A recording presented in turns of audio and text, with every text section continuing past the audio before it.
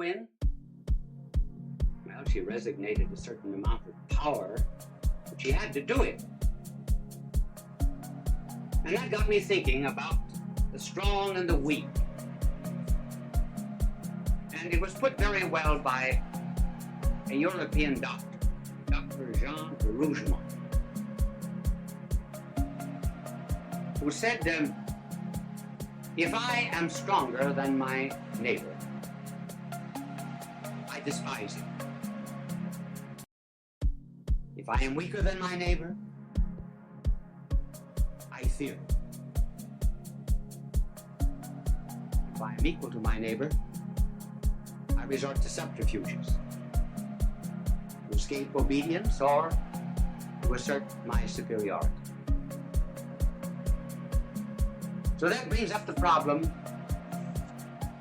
how are we going to solve this tension between, well, the rich, the poor, the educated, the uneducated,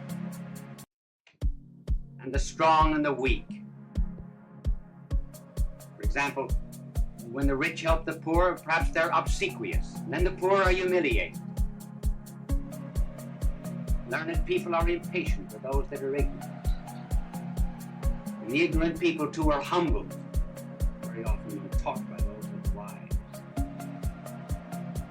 So what's the answer? Well, the answer is caring. Now, I'm going to try to tell you what caring is, but I'm going to do it, first of all, in an abstract way, so you'll think I'm learned, then we will give examples. And it is this: the strong must feel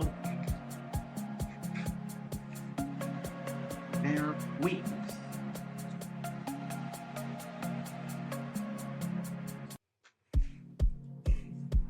Strong must feel their weakness. The rich must feel their poverty.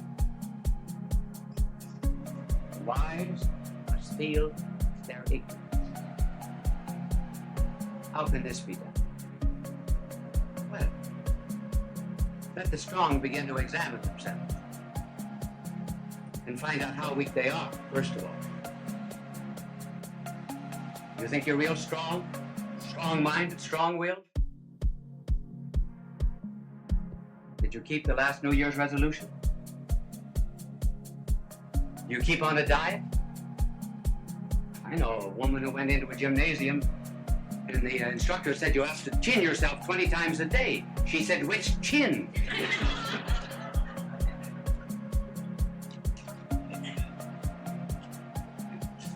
And so the strong must ask themselves, have I been able to overcome certain habits, for example? When cocktails are free, can I resist the third? Why smoke? Would I ever give up a package of cigarettes a week, say, for the poor? And then as regards the rich. You know, the angel just cleaning my backboard, I noticed his halo was on crooked tonight.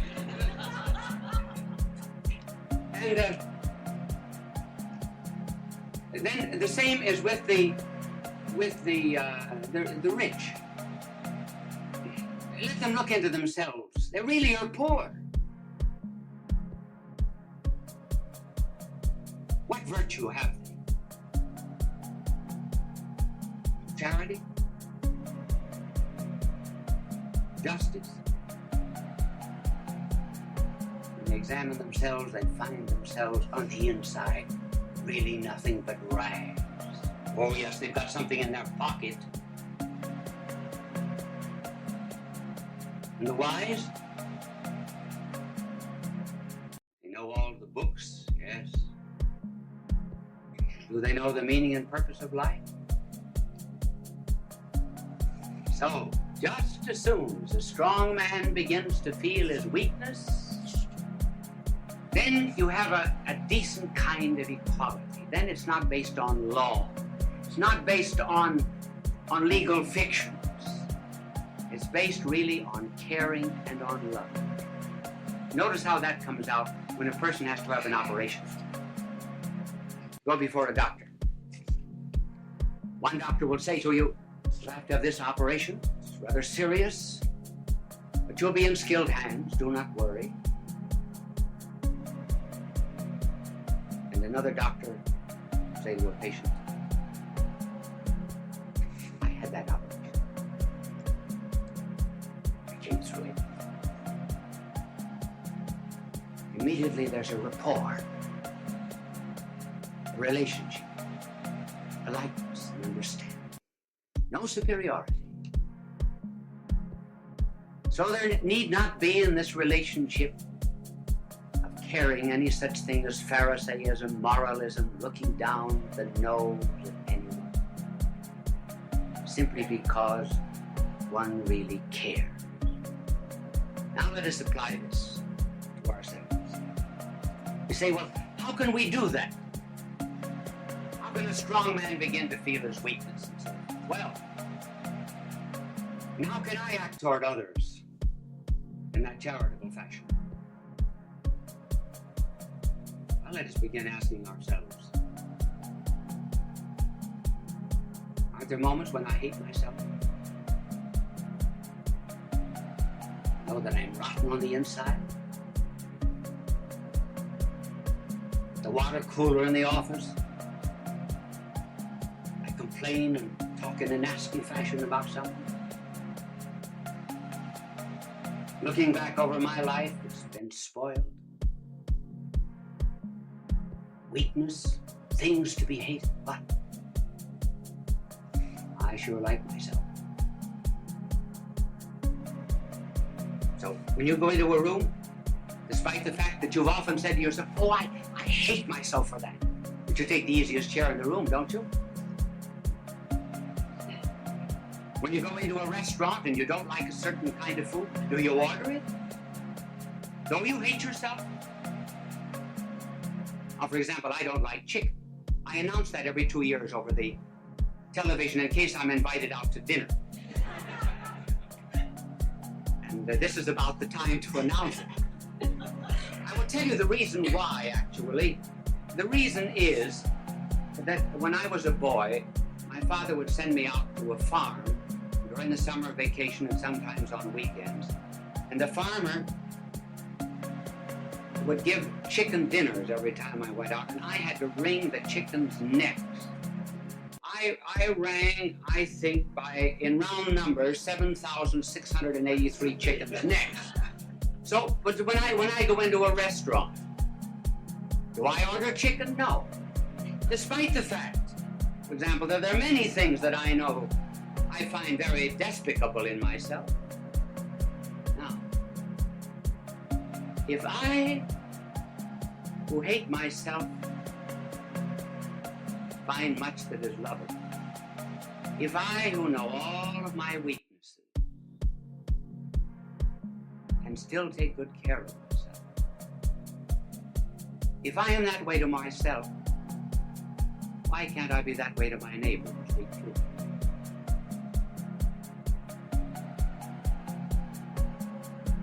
If I have money and he does not have any, and I know on the inside how poverty-stricken I am as regards goodness, why can't I be good to him when he's poor?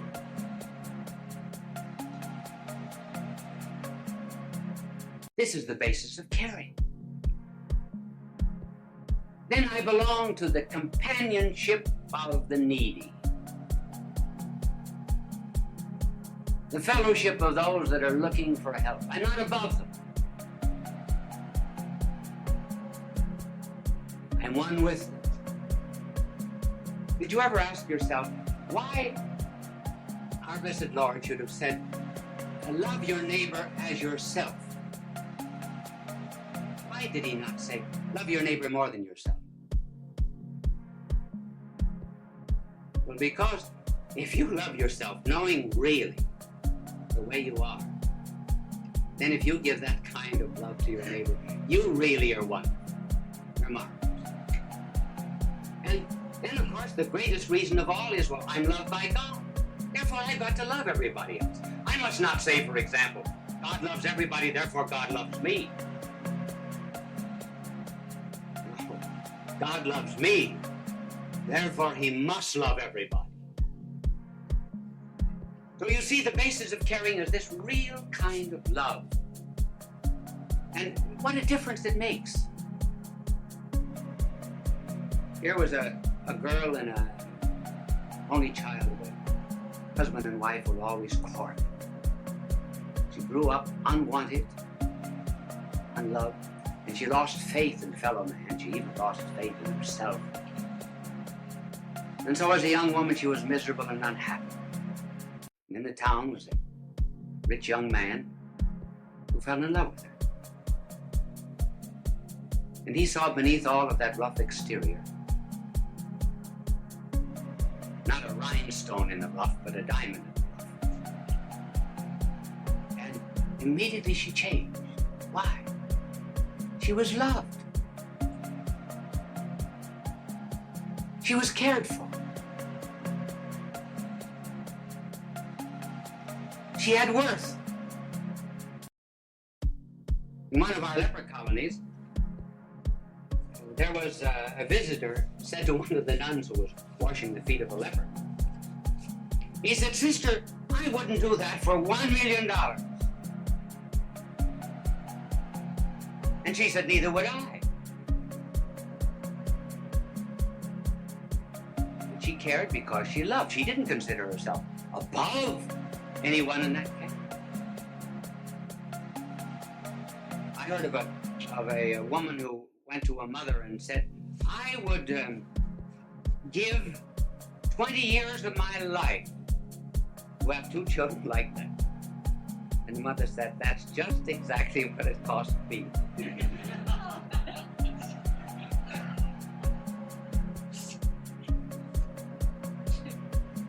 So the inspiration, therefore, is love. And I wonder if in this day and age,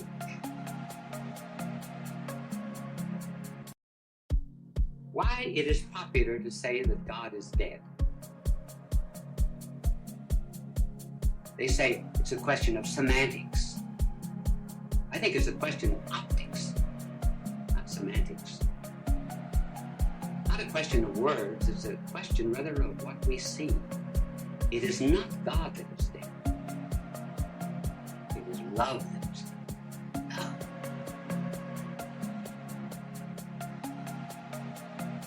Just let any of these so-called scholars who say that God is dead go out and do a little loving. I do not mean nicking, sexing, fornication, adultery, homosexuality. I mean loving. I mean caring. I mean having an encounter with people. I mean realizing that we're not better than anyone else. Simply because we know ourselves better than anyone else, we know how base we are. We cannot know nearly as much about them as we know about ourselves. Let them go out and begin to love in that way. Love their neighbor. Let them go down to some of the slums of Latin America. Go into the wards of some of our city hospitals. Go into the poor districts of the city.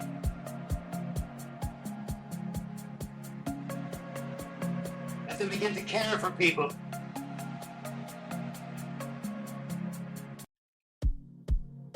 And they will find out what love is. After all, if they do not begin to love the neighbor whom they see, how can they love God who is invisible? They do not see. That's the place to start. Start with neighbor. Start with the needy. And that was what was done, remember, in the parable of the prodigal son. No, the parable of the Good Samaritan. Here is a man going down from Jerusalem to Jericho, and he's waylaid by robbers. A priest and a Levite pass by. I hate to say this, but you know it's said. And one of the reasons why the priest and Levite passed by was they found the man already robbed.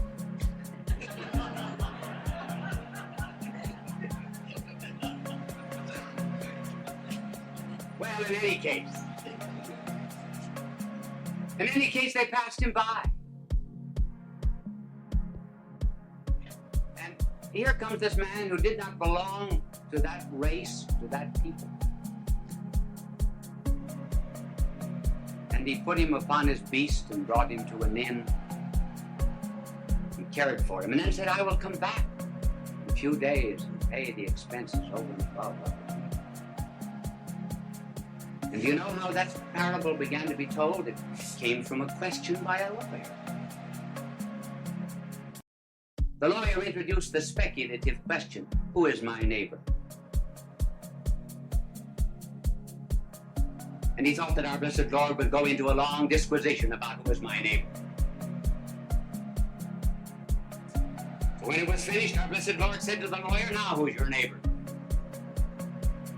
Well, we said, I suppose the one who rendered the help. So the question is not really, who is my neighbor? The question is, to whom am I a neighbor? And I'm a neighbor to everybody in the world if I love. So it's not law, it's not a question of rights. It's just a question of love. And that was brought home to me. Last week I said to my angel, I said, Angel, how did you get your wings? Well, he said,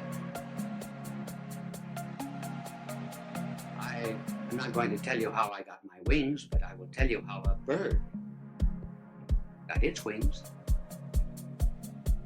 And this is what my angel said.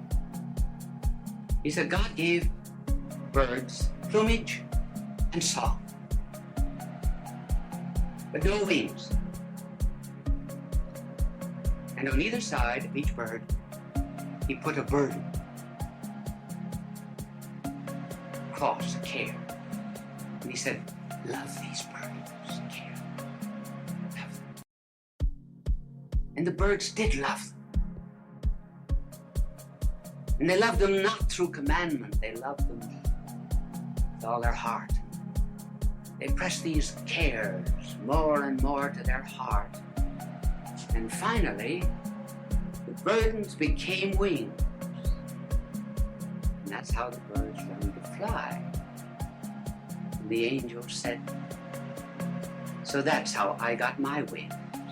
I learned to care.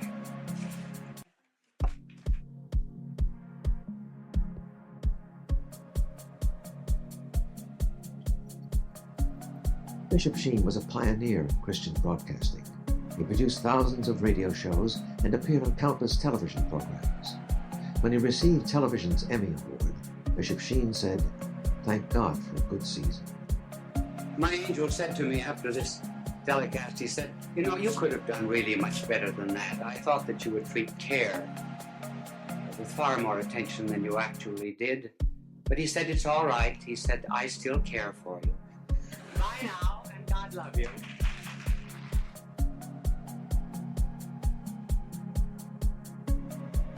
Fulton J. Sheen is indeed a man for all seasons. He walked a paced beat, allowing us to glimpse his nature and ponder its worth and to enjoy its presence. Bishop Sheen authored over 90 books. He broadcast countless radio and television programs and ministered in many parts of the world to people of every belief.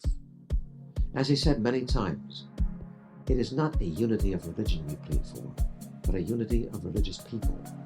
We may not be able to meet in the same pew. He said to get better speakers for next year.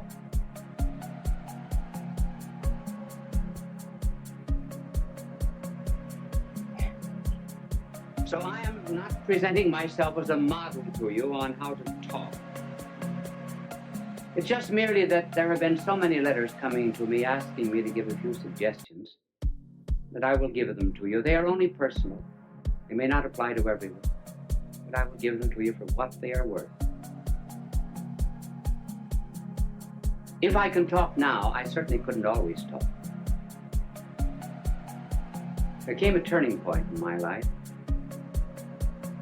It was in college when I was a freshman. I was on the debating team. It was in the college that I attended. great honor because they put a tremendous premium on debating. I thought I was good because, after all, I was picked as a freshman. I had to be good. And the night before the debate with Notre Dame University, the coach of our debating team, Father Bergen, called me over to his office and he said, "You are the worst talker we've ever had in this college." That was a terrible shock to me. I said, "Well, if I'm so terrible, why did you pick me on the team?"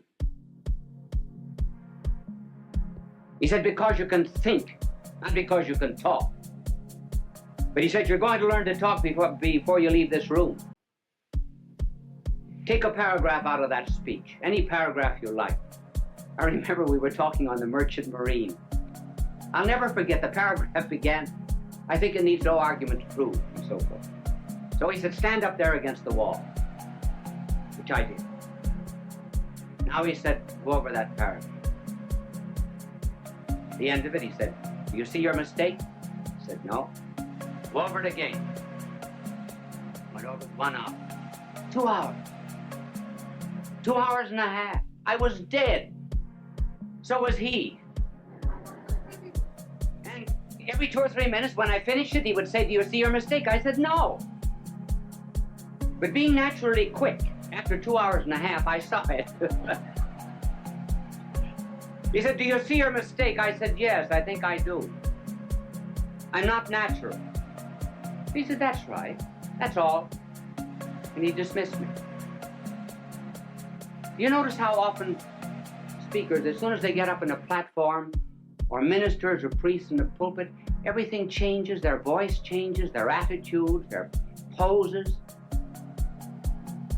I think many prayers that we say, we're not talking to God.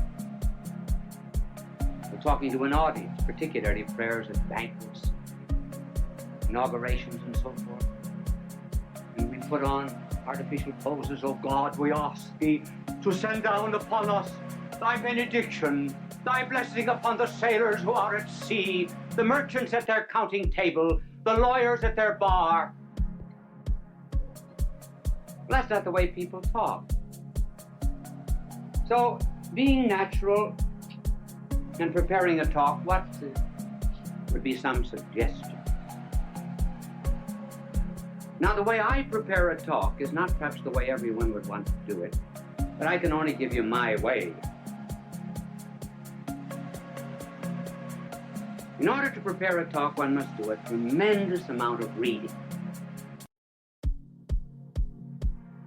Each one of these telecasts of mine would represent between 20 and 40 hours of study.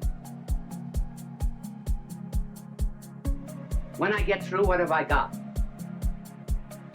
Nothing but a bits of yellow pages. I think I have one in my pocket. But before I show it to you, I will tell you what I do. I study, I do research, and I begin to understand the subject. Then, when it gets into my head, I begin to write out points. Generally just 3 or 4 points that I'm going to talk about. I will only write out the heading. And then I will tear up the paper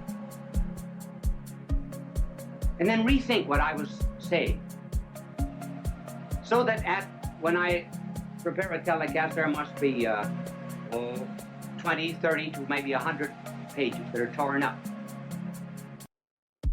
And then the closer I get to the end, the smaller the pages are. This is this telecast. And I brought it out here, not because I'm going to refer to it, but just simply because it shows you the points, how small the points are. And by doing a tremendous amount of study, the mind creates an atmosphere for the talk. There is much more air round about us than ever gets into the lungs. There's more food at the table than ever gets into our stomach. There are more things to see in nature than ever comes into the eye. And so when one rises to give a talk, one should have an atmosphere, a circumambient knowledge round about that one can pull in this idea or that, as it were, from the air while you're talking.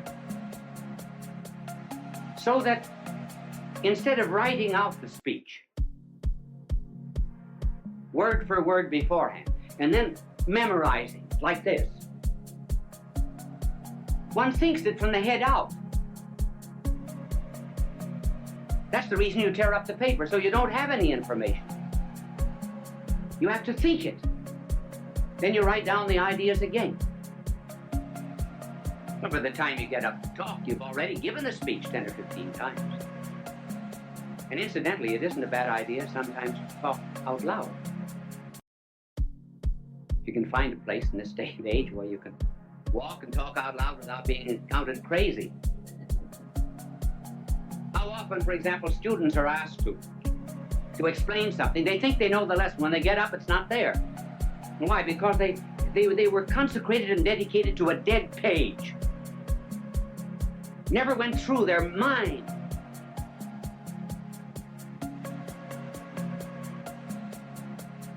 Sometimes teachers are just textbooks wired for sound.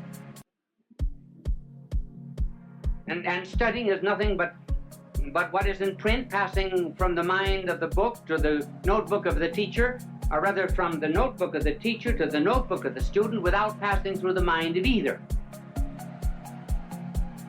Now this method of preparation is not, is hard. It's very much easier to write something out and then to learn it, than to do it this way. Sometimes if you do not feel well when you're giving a telecast or a lecture, thoughts do not come. You cannot always recall exactly what you had in your mind. But at any rate, there's a spontaneity. That's what people like. Even the mistakes you make. Now, one of the reasons, for example, why people like to have me draw is because everybody in the audience can draw better than I can. They feel they're far superior, and rightly so. So if I make a mistake in talking, fine. That's good. They say, I could do it just as well as that. And they can. This method, while it's harder and is a wonderful preparation for absorbing knowledge, has difficulties. One difficulty is that there are some people who give speeches who must write them out. For example, the President of the United States has to have his speeches written because every word is important. Then, too, there are some things that are not worth learning. John Barrymore, for example, would commit all the lines of Shakespeare by heart. But when he played in comedies and cheap movies and so forth, he absolutely refused to learn anything. He wanted helps outside. Now that's why people on television have to have aids that are outside. I do not use any kind of aid on the outside. If I read anything, I have it written out. Now there are two main props that are used in television. And the first prop is what is called an idiot card. An idiot card is something that is written out so that you'll not forget it. Now just suppose I were teaching you mathematics. Now I would be reading off this idiot card. And I would say to this vast television audience, 2 + 2 = 4. 2 + 1 = 3. 3 + 3 = 6. See, I don't forget that. Wonderful, isn't it? Now, you can, thank you for the idiot card. It was not an idiot that helped. It's only the card that's an idiot.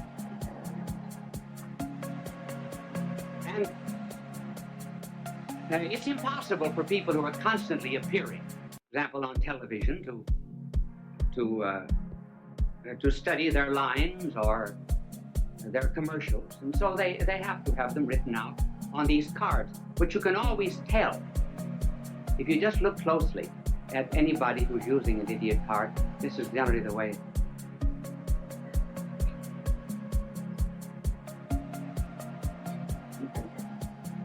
So do not be hard on them. If I were saying something that was not worth committing to study, I certainly would use one too. Now there's another prop, which is better. And that is what is called a teleprompter. And a teleprompter will have a whole speech on it. For example, when you hear people giving speeches on television, 999 out of 1,000 are using a teleprompter if they do not have the paper before them. Many of the commercials which you hear are written on teleprompters. And a teleprompter rolls. I was watching a television show once where the teleprompter got caught. And that's kind of hard. Now, for example, if I were using a teleprompter and I didn't know my lines, now this is exactly what I would have written out. My name is Bishop Fulton J. Sheen. My address is 366 5th Avenue, New York. See, then I don't forget. Now, this is the teleprompter. These are some of the aids that are used in television, and television simply could not exist without. And they are helpful too, simply because one is apt to forget. Many times, you're standing before a television camera. Momentarily, I can't think of the next point. Well, I'll throw in a story or something till it comes back to me. You don't know it, but I do. I don't get too embarrassed. I don't get flustered because I can't remember it. I remember. I was giving a talk once in Ireland at the Eucharistic Congress. I've forgotten when it was, sometime, a long time ago. If there was ever a time in my life I wanted to do well, it was then. And I was reciting a poem that I know just as well as I know the Our Father. It was a poem written by an Irishman, Joseph Mary Plunkett. The poem was, I see his blood upon the road. And in the star, glory of his eyes, his body gleams in eternal snow, his tears fall from the sky. I see his face in every flower. The thunder and the singing of the birds are but his voice. Carbon by his power. Rocks are his written word. And I forgot the next one. And the reason I forgot was because I had said something before that the audience seemed to have taken politically. I didn't want it to have political significance. So while I was reciting this poem, I was giving myself an intellectual spanking. And I spanked myself so hard that when I got to the 9th line of this poem, I forgot. And I said to the audience, I forgot. Well, tremendous crowd there, tens of thousands of jaws dropped in disappointment. And when an Irish jaw drops, it collapses. So I had to get myself out of the difficulty. There came to me then a line of Patrick Henry. Not the one that you know. Patrick Henry also said something else. He said, when you're in difficulty in an oration, throw yourself into the middle of a sentence and trust to God Almighty to get you to the other end. And so I began. I didn't know what I was going to say, but I said, I'm glad I forgot. I didn't know how I was going to continue, so I started. If I had ever wished to have forgotten anything, so I thought I'd give myself another jump on the springing. If I had ever prayed to have forgotten anything, I should have prayed to have forgotten these lines of Joseph Mary Plunkett. I think there's beautiful symbolism in their forgetfulness. And that symbolism is that standing on the anvil of Ireland's soil, one should be able to hammer and forge out the sparks of his own poetry and not be dependent upon a magnanimous soul like Joseph Mary Plunkett.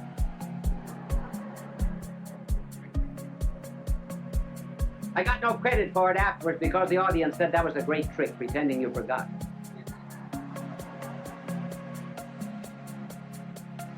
It is always well to be prepared for such unexpected moments when you do forget. And even better still, when you're at a banquet and called upon to give a talk.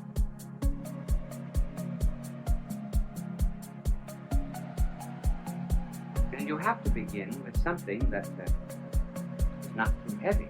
In fact, one should always begin with something that's not too heavy. For example, you just simply cannot begin a speech by saying, ladies and gentlemen, merci video quantalis, the convoluted convolutions of the metaphorical abicliarum pelviarum. That's a little too serious. You have to start with something that's common to the audience. Now, I think the best story of all is being called upon to talk without preparation, and unexpected. The delightful story of G.K. Chesterton. He was called on, and he said, during the days of the persecution of the Christians, 2 Christians were out in the Colosseum. And some lions that had been released for 12 days, had been starved for 12 days, were released in their cages. They bounded out across the Flavian sands, were about to precipitate themselves upon the poor Christians. When the Christians reached out their arms, put them around the lion's neck, and began to say something in the lion's ear. The emperor was furious. He came for blood, not comedy, because the lions went back again to their cages without touching the Christians. So the emperor, being furious, ordered other lions that had been starved for 4 weeks released.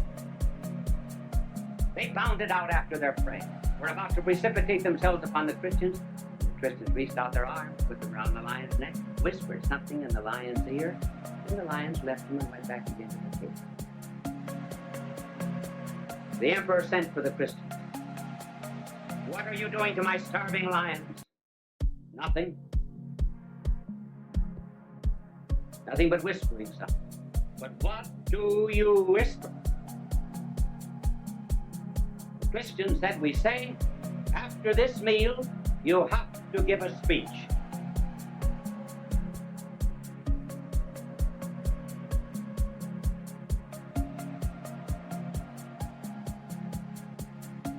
So a preparation is the most important part of the talk, and then as regards delivery. What is important is sincerity, meaning what you say. Children are the best judges of anything that's heard on television. I do not mean drama, where there's an artificial emotional creation. But children who may not understand what is being said,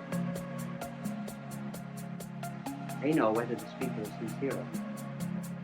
Incidentally, that's a good word, sincere.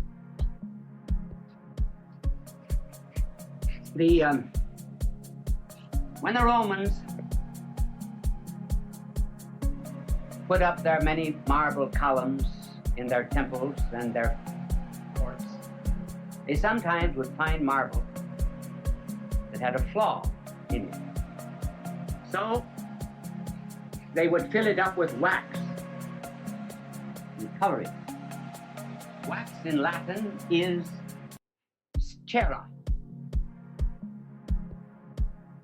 If they found a perfect marble that had no need of artificial filling, then it was called sine in Latin, means without wax, or sincere.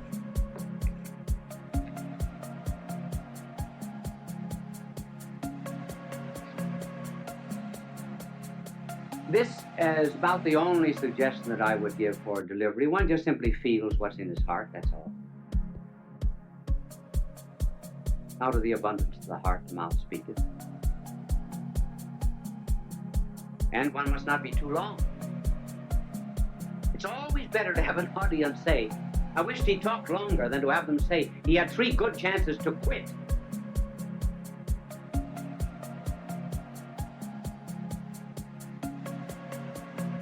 And then in the communication of any idea, the secret of of a good talk is the secret of fire.